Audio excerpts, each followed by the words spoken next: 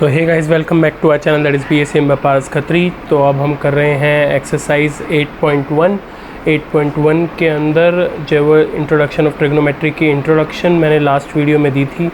तो अगर आपने वो नहीं देखी है तो पहले वो देख लीजिए, तो आपको ये और ज़्यादा ईजिली समझ में आएगा। तो अब इसके फर्स्ट क्वेश्चन की तरफ बढ़ते हैं। That's in a triangle ABC। इसके अंदर फिगर नहीं दी हुई थी। ट्राइंगल ABC है, ABC ट्राइंगल बनाया, राइट एंगल एट B है। तो B पर राइट एंगल बनाना है, इसीलिए मैंने B पर राइट एंगल बनाया है। AB 24 सेंटीमीटर, AB को 24 सेंटीमीटर दिया है और BC को 7 सेंटीमीटर दिया है। तो अगर AB 24 सेंटीमीटर है तो आपको दिखाई दे रहा है कि ये P है और ये जो है वो B है। और साथ ही में आपको जो है वो क्वेश्चन के अंदर जो है वो H जो है वो गिवन नहीं है, ठीक है। तो अब आपको निकालना क्या क्या है, तो आपको निकालना है sine A, cos A, sine C, cos C। तो उसके लिए आपको क्या करना है, सबसे पहले आपको H निकालना है। बेसिकली मैं आपको अभी ये नहीं बोलूँगा कि ये मतलब आपको H निकालना है तो ये P है या B है, मैंने वैसे लिख दिया है। लेकिन अब ये चेंज होंगे, वो कैसे होंगे इस चीज़ को बड़े अच्छे से समझिएगा। तो पहले आपको ये समझना है कि इसके अंदर ये वाली जो साइड है AC साइड, तो पहले आपको ये AC साइड निकालनी है, मतलब H निकालना है आपको। तो H निकालने के लिए आपको पता ही है कि इसके अंदर हम क्या करेंगे, यहाँ पे हम पाइथागोरस का जो हमारे थ्योरम है उसके हिसाब से हमारे को पता है कि P² + B² जो है वो होता है। तो P का स्क्वायर यानी कि आपके पास में यहाँ पे 24 है, 24 का स्क्वायर, और B का स्क्वायर यानी कि 7 का स्क्वायर है। तो यहाँ पे 24 का स्क्वायर 576 होता है और इसका स्क्वायर जो है वो मतलब कि 49 होता है।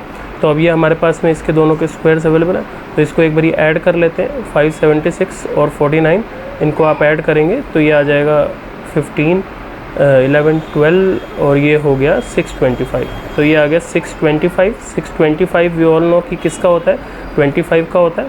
तो 25 हमारा H कितना निकल के आ गया, 25। तो ये हमारा कितना आ गया, ये हमारा 25 सेंटीमीटर आ गया, ठीक है। तो अब हमारे पास में जो वो तीनों है हमारे पास में। अब हमारे को एक एक करके निकालना है कि पहले आपको बोला है कि साइन A निकालो।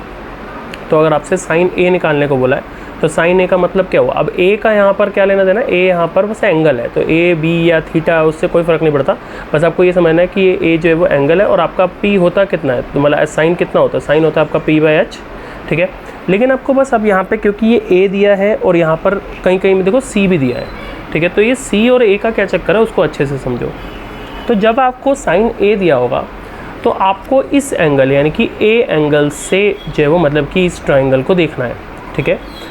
अब आप एक चीज़ सोचो, अब ये मैंने तो यहाँ पर लिख दिया कि ये P है, ठीक है, कि ये ABP है क्योंकि इस पे 90 डिग्री का एंगल बन रहा है।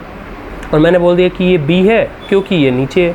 पर अगर मैं इस ट्राइंगल को सोचो ऐसे कर दूं, मतलब इस ट्राइंगल की फिगर को मैं टेढ़ा कर दूं, ठीक है। तो अगर ये ट्राइंगल की फिगर टेढ़ी हो जाएगी, ऐसे हो जाएगी, तो फिर ये अब परपेंडिकुलर हो जाएगा, ये बेस हो जाएगा।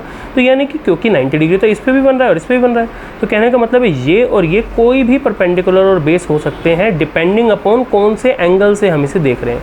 जैसे यहाँ पे साइन A बोला, तो अगर हम A से देख रहे हैं तो आपको याद रखना है कि जिस एंगल से देख रहे हैं उसके सामने वाले को आपको परपेंडिकुलर मानना है।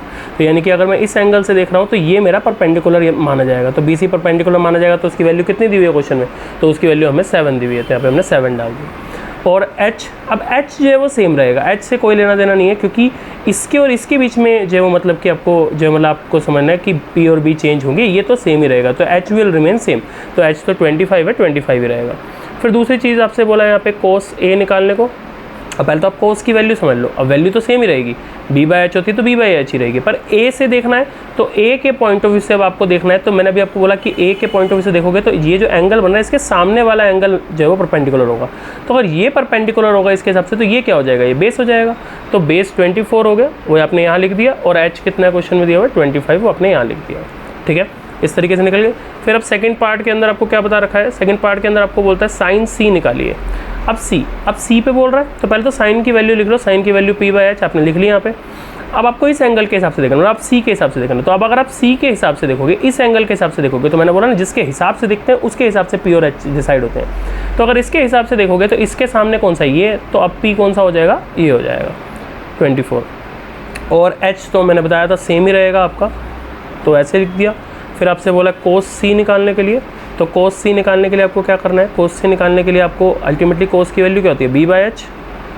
अब अगर आप C से देखोगे तो C से देखोगे तो C के सामने वाला जो है परपेंडिकुलर होगा ना, तो अगर ये परपेंडिकुलर होगा तो बेस क्या होगा, ये, तो 7/25 ये आपका H क्योंकि सेम रहेगा, ये आपका निकल गया।